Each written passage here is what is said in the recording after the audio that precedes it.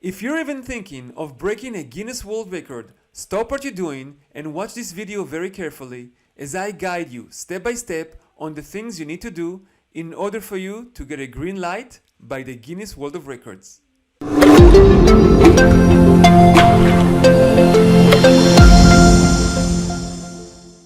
Hello everybody and welcome to my channel. It's Nir Rothenberg here, and for those of you who don't know me, this summer I am planning to break a long time Guinness World Record by juggling more than 12 hours and 5 minutes. Yes, I remember that when I first had that thought in my head of breaking the juggling world record, I thought that I was just going to juggle and send the video as a proof to Guinness. But this is not the case. Obviously, I had to do some searching over it and I realized that it's not as simple as it seems. It's doable, but there are certain things that we have to pay attention to that in this video I'm going to show you exactly what is it that you need to pay attention to.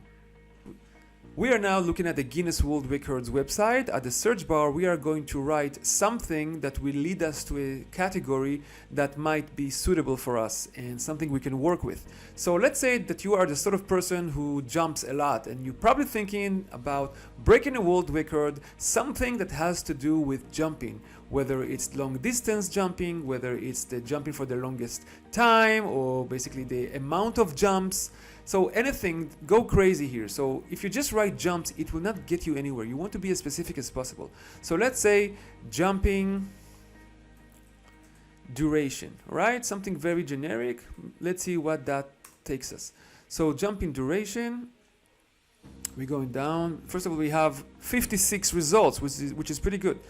Okay, so we have largest jump rope race, longest duration to control a racquetball on a racket, interesting, longest unstretched bungee jump cord, longest duration hula hooping, seems like fun, longest duration skipping while hula hooping, most people performing jump squats, wow. If we go down, most jump squats in 1 minute. So that's very interesting, guys. So many possibilities. Now, obviously, you can actually play with that and work with, see if you can find something that would best fit what you are aiming for. Because yes, sometimes if we are being too general, we might get the wrong results and we might think that there is no category for us, whereas in reality, there is such a thing. So once you see a category and you're thinking to yourself that you might be able to break that record, you actually apply to Guinness World of Records as a participant, as a person who is aiming and requesting to even have a shot in that breaking record. So Guinness will not authorize you on the spot. This will take a few weeks before you even get a reply. Now, in some cases, if you put some extra money, they might reply sooner than you think, but if you're not in a rush to anything, I don't find a reason why we should pay them. Wait a few weeks until they reply you. Congratulations! Guinness World of Records Association has finally contacted you through email and they wrote to you that they are accepting your request in breaking their own world record. Now, what do we do from here? Very simple. Once they reply to you, you also get their guidelines. You see, every record has different guidelines. For this presentation, I'm going to use my very own guidelines from my personal record. But the first part of the guidelines is pretty generic. It talks about all the legal stuff, but those are things that we need to know. For example, if you're trying and break a record with life-threatening situations, Guinness World of Records doesn't take any responsibility for any case that might occur on your attempt, whether it's death or injuries and stuff like that. They just want you to take extra precautions and just know that you cannot sue them in any sort of way. Now, the second part, this is something that we very much need to pay close attention to. This is all where we understand the guidelines, the exact rules. You see, the list is pretty big. It goes on and on and on and on, but you really have to know what you're doing. So logistics wise, in my attempt, for example, I have to pay attention to the recording part. You see, if I'm planning to juggle for more than 12 hours, I need to make sure that all my recording gear is all set up. Guinness exactly tells me how can I shoot the video, no editing is allowed, and what needs to be in the picture, what does not need to be. It's like the do's and don'ts, if you would, of any record attempt. Now, this is very, very interesting because rule number 1 says that in my case, 3 objects are to be juggled. It is recommended that they are balls, but other objects can be used. Like I say, they don't really care whether I juggle with, I don't know, a microphone. I can do it with any item that I want, but most people would prefer doing it with balls. Section 2, the items being juggled must be standard and commercially available. For those of you who watched my previous video, I had to buy a new set of balls, and now I have to send the receipt to Guinness, which I still haven't done. So thank you for this video for remembering me to do that. So I have to show them some sort of a proof that my object is legit and authorized.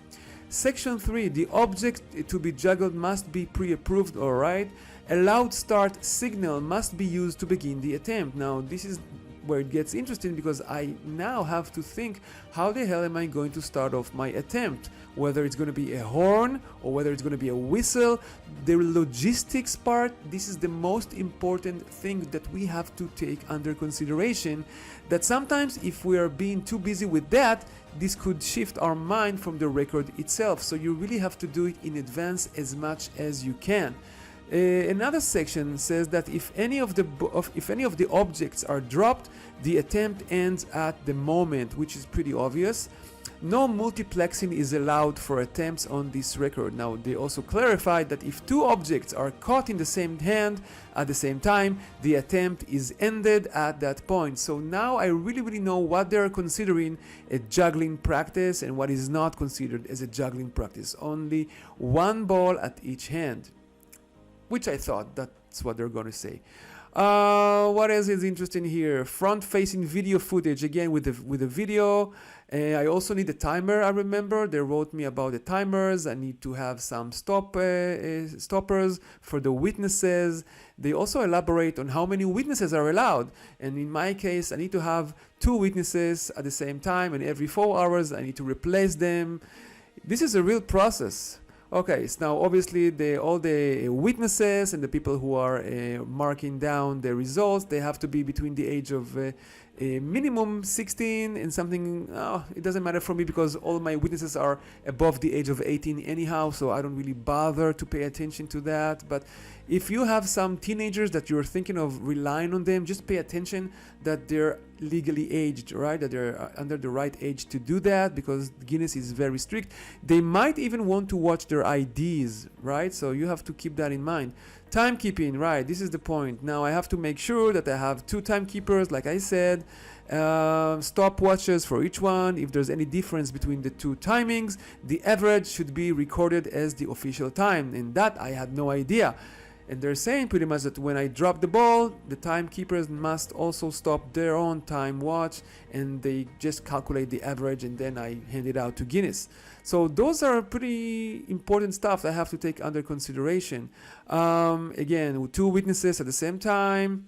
I don't want to bore you to death with all this, but this part is very interesting. This part talks about the logbook. You see, Guinness wants to make sure that all the people that are around you, surrounded the venue, are legally authorized, legally written. Each one writes his own name, the time of appearance, and basically, in my case, they have to write when they showed up and when they left. They also need to write how many catches that I was able to catch, which I assume this is something I would probably be able to do later on as I go over the video, and then I would be able to count it myself. You also I need to write a cover letter, which I assume that's pretty standard for any record they want.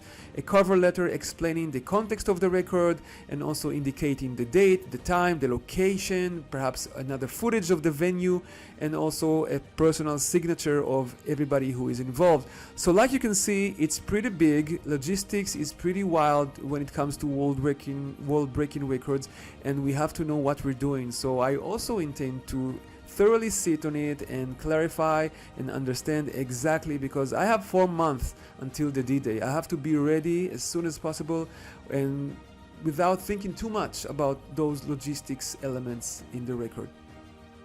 Very important to remember that Guinness World of Records Association is a very cooperative one. They want people to actually attempt and break records.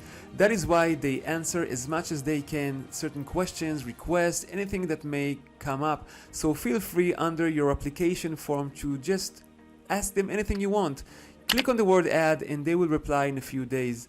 Guys, if the information in this video was in great value to you and you would like to take part and join me on my journey to break the world record, subscribe to the channel and help out, and together we are going to prove that juggling is also a state of mind. Thank you very much for watching the video.